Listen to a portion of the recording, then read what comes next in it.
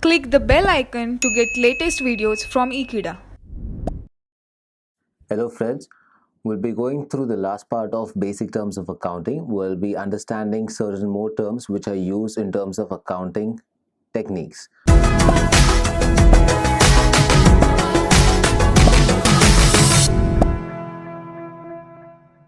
So the first thing that we'll be understanding is discount. What do you mean by discount? Discount is nothing but reduction in the price of sale. So if you are giving out certain goods to A and the amount is rupees 100, supposingly you gave him a discount of 10%. That means 100 on 10% will be 10 rupees discount. So instead of giving it at 100, you gave it at 90. The difference of this between 100 and 90 is termed as a discount. This discount may be of two types. Either it can be a trade discount or either this can be a cash discount. Trade discount is nothing but this is given as a percentage, as an agreed percentage on the list price, mostly done by the manufacturers to the wholesalers and then wholesalers to the retailers. So the example that we described earlier as a 10% discount can be an example of trade discount. When we talk about cash discount, this is nothing but a technique which is used for promoting prompt payments from the debtors. So if you have given certain discount for any person who has given you the amount back on or before time, that is known as a cash discount. So if Mr. A owed rupees 1000 to you and he was supposed to pay that within 3 months, but he has already made the payment within 1 month, that means you gave him certain discount of 2% or 5% maybe. Let's get it at 10%.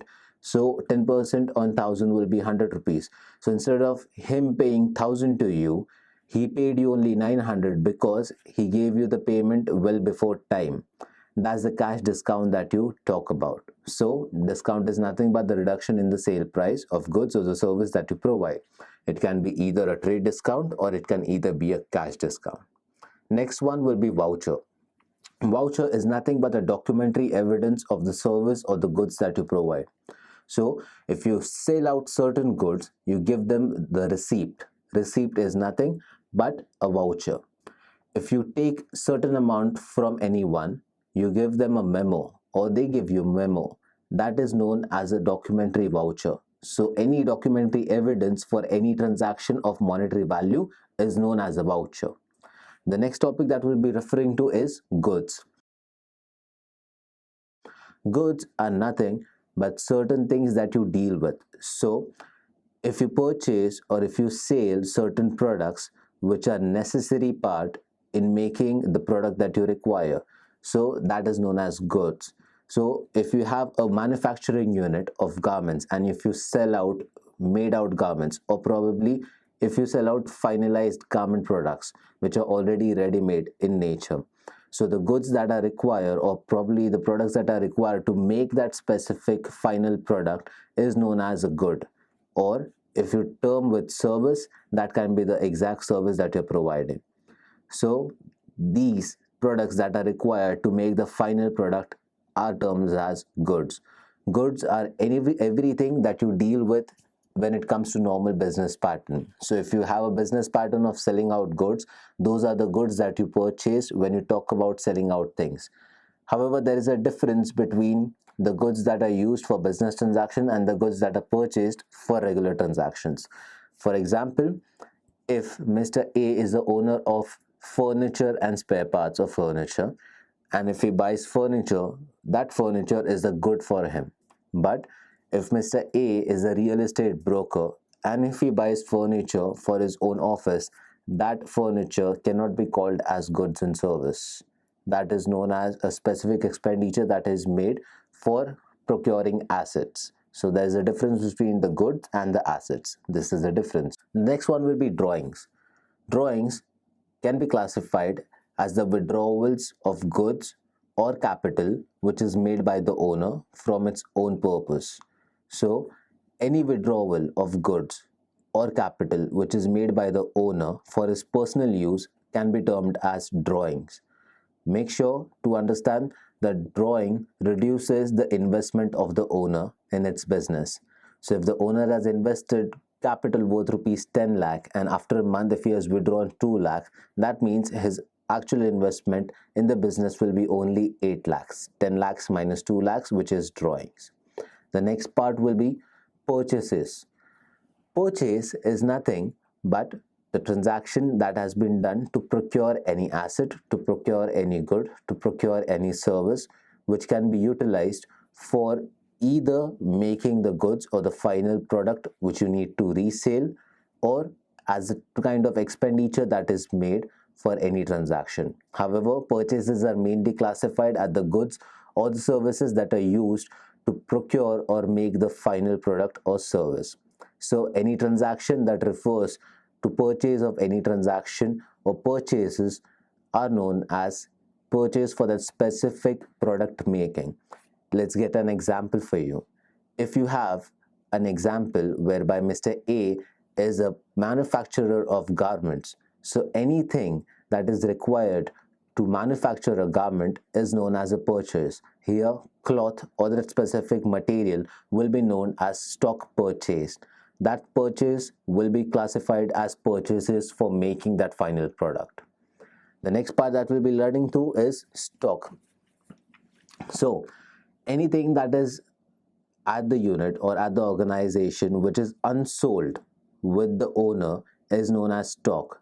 It can be classified into two parts: stock in hand, opening stock, and closing stock.